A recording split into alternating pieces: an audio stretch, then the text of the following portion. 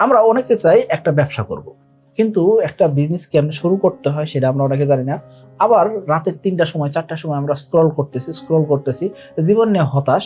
একটা সময় মনে হইতেছে কি কালকে থেকে ব্যবসা করে আমি একদম জীবন পরিবর্তন করে ফেলবো। কিন্তু এই কালকে যখন শুরু হয় বা দিনটা যখন শুরু হয় তখন আমরা ভুলে যাই। কেন ভুলে যেতেছি? কারণ আমরা আসলে চেষ্টাই করি না। সো আপনি শুধুমাত্র চেষ্টা করতেছেন না এমন নয়। স্ট্র্যাটেজি বলতেছে প্রতি 100 জন মানুষের ভিতরে একজন মানুষ শুধুমাত্র সফল হন, অর্থাৎ 100 জনের ভিতরে 1% মানুষ সফল হতে পারেন। কি কারণে? কারণ কি সে কনসিস্টেন্সি বজায় রাখতে পারে। বাদ বাকি এই 99% মানুষ আসলে কোন খাতে যাচ্ছে, বা বাদ বাকি এই 99% মানুষ কেন সফল হইতে পারতেছে না? তারা প্রতিনিয়ত কেন ভাগ্যকে দোষ দিতেছে, বা তারা কেন চেষ্টা করতেছে না, বা চেষ্টা করলেও কেন মাঝপথে হেরে যাচ্ছে? আমরা এই জিনিস নিয়ে একটা রিসার্চ দেখব, যেখানে বলা যাচ্ছে কি 54% মানুষ শুরুই করে না, মানে নেভার স্টার্টিং এ বিজনেস। তারা কখন শুরু করার চিন্তাই করে না। এই 99% থেকে 54% মাইনাস হয়ে যেতেছে কি কারণে? তারা কখনো চেষ্টাই করে না, মানে তারা চিন্তাই করে না যে এটা শুরু করব ঠিকই, বা কিভাবে শুরু করবো তারা এরকম চিন্তা ভাবনা নিয়ে আসে না। 27% মানুষ শুরু করে চিন্তা ভাবনা করে, কিন্তু দেখে কি সামান্য একটু বাধা আছে, একটু অবস্ট্রাগল আসতেছে, একটু সমস্যা দেখতেছে, সেক্ষেত্রে এখান থেকে সরে আসে। অর্থাৎ আপনি একটা চাকরি করতেছেন, আপনার কাছে মনে হচ্ছে কি এই বস আমাকে গালাগালি করে বা বস আমাকে বকা জাগাতে আমি এখানে চাকরি করবো না, কেন আমি এরকম একটা ব্যবসা শুরু করবো, বা আমার মাথায় একটা আইডিয়া আছে, এই আইডিয়া নিয়ে আমি কালকে কাজ শুরু করবো। ওকে, আপনি চাকরি ছেড়ে দিয়ে কাজ শুরু করলেন, কিন্তু দেখা যাচ্ছে কি 2 দিন 5 দিন 10 দিন পরেই বা 1 মাস পরে দেখা যাচ্ছে কি আপনার মনে হইতেছে না, এই কাজটা আপনার জন্য উচিত হয় নাই, বা আপনার ভালো একটা চাকরি ছেড়ে আসা কোনোভাবে উচিত হয় নাই।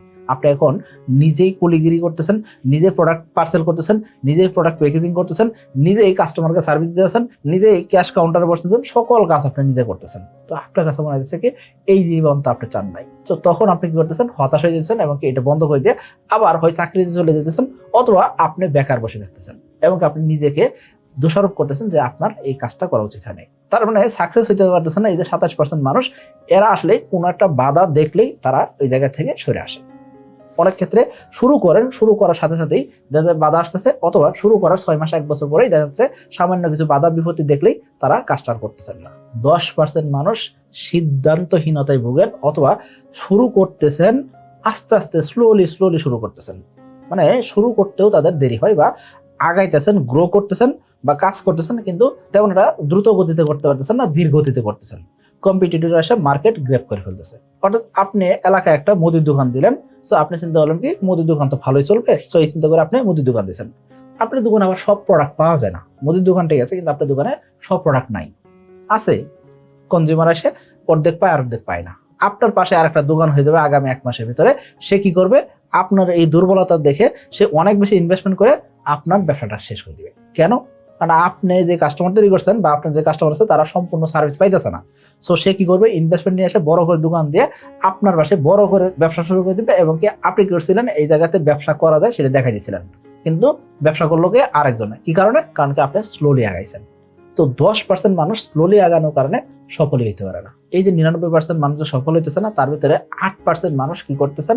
ডিফোকাস হয়ে যাইতেছে। একটা কাজ শুরু করছে, ভালো করতেছে, গ্রো করতেছে, হঠাৎ করে ডিস্ট্রাক্ট হয়ে যেতেছে, নতুন একটা কাজ শুরু করে দেয়। আমি যদি একজন বিজনেসম্যান পাশাপাশি ইনভেস্টর, সো আমার কোম্পানিতে এরকম অনেক ব্যবসায়ী আছেন যারা কি করেন যে একাধিক ব্যবসা করতে চান, বা আমি একটা সমন্বিত খামার দেবো। কি কি খামার করব? হাঁস, মুরগি, গরু, ছাগল, মাছ থেকে শুরু করে সব কিছু করবো। দিন শেষে কোনোটাই করা হয় না, কারণ কি তার এক্সপিরিয়েন্স নাই, ডিফোকাস হয়ে যাইতেছে। গরুর সমস্যা হয়েছে, গরুর চিকিৎসা দিতে গিয়ে দেখা যাচ্ছে মাছের সমস্যা দিতেছে, মাছের সমস্যা হয়েছে সমাধান করতে হতে দেখা যাচ্ছে কি এদিক দিয়ে হাঁস মুরগি মেরে শেষ। অর্থাৎ এক এক জায়গায় এক এক রকম সমস্যা হচ্ছে। তো এত কিছু কেন হচ্ছে? কারণ কি একসাথে অনেকগুলো কাজ নিতে গেছেন, বা মাল্টিপল টাস্ক করতে গেছেন, দিন শেষে ডিফোকাস হয়ে সব শেষ। শুধুমাত্র এরকম সমন্বিত খামারের জন্য না, এরকম আমাদের কাছে অনেক ব্যবসায়ী আসেন যারা কি করে থাকেন, বলেন যে আমি একটা ব্যবসা করতেছি, পাশাপাশি নতুন একটা ব্যবসা শুরু করছি, কারণ কি এই ব্যবসাটা খুব ভালো করবে। আগের ব্যবসা ডিফোকাস হয়ে যাবে, আগের ব্যবসা ফেলে রেখে নতুন কিছু শুরু করতে গেছে, দেখা যাচ্ছে কি আগের ব্যবসা শেষ, নতুন ব্যবসা দাঁড়াইলই না। এই যে জিনিসটা হয়ে যেতেছে এরকম 8% মানুষের, অর্থাৎ 99% মানুষ সফল হইতেছেন না, তার পিছনে এই কারণগুলোই দায়ী। এখন আপনি ধরেন রাত 3টা বাজে আপনি স্ক্রল করতে করতে আপনার কাছে মাথায় আসলো যে আপনি সফল হইতেছেন, তাহলে আপনাকে 1% মানুষের সাথে কম্পিট করতে হবে। মূলত যারা সফল হয় তাদের সাথে কম্পিটিশন করতে হবে। বাদ বাকি 99% আসলে আপনার কোনোদিন কম্পিটিটরই ছিল না। তারা আসছে, চলে যাবে, ঝরে যাবে, এটি স্বাভাবিক। এখন আপনি একজন ব্যবসায়ী হইতেছেন, সেক্ষেত্রে আপনাকে কিছু জিনিস জানতে হবে। দেখুন, একজন ব্যবসায়ীর মাইন্ডসেট কেমন হবে? ব্যবসায়ীর মাইন্ডসেট হবে সবসময় প্রফিট গেইন করা। ব্যবসায়ী কখনো প্রফিট ছাড়া কিছু বুঝবে না, কিন্তু প্রফিট করতে গিয়ে তার সততা, তার ট্রাস্ট, ভ্যালু অথবা তার ব্র্যান্ডিং সেটা কখনো ছাড়বে না। তো অবশ্যই কোয়ালিটিফুল জিনিসও দিতে হবে, অন্যদিকে প্রফিটও করতে হবে। অর্থাৎ রেভিনিউ বা মার্জিন কম করা এটা করা যাবে না। ব্যবসা করতে গেলে আপনাকে এই জিনিসগুলো মাথায় রাখতে হবে। আশা করি বুঝতে পারছি। সো একজন ব্যবসায়ী প্রতিদিন স্ট্রোক করতে পারেন এরকম অবস্থা হতে পারে। তার মানে আপনি একজন উদ্যোক্তা হতে চান, ব্যবসায়ী হতে চান, আপনাকে এই জিনিসগুলো জেনে বুঝে রিস্ক নেওয়া শিখতে হবে। যতদিন পর্যন্ত আপনি রিস্ক নেওয়া না শিখবেন এভাবে, ততদিন পর্যন্ত আপনি ওই 1% ভিতরে আসতে পারবেন না। আশা করি বুঝতে পারছি। সকলে ভালো থাকবেন, সুস্থ থাকবেন। আসসালামু আলাইকুম।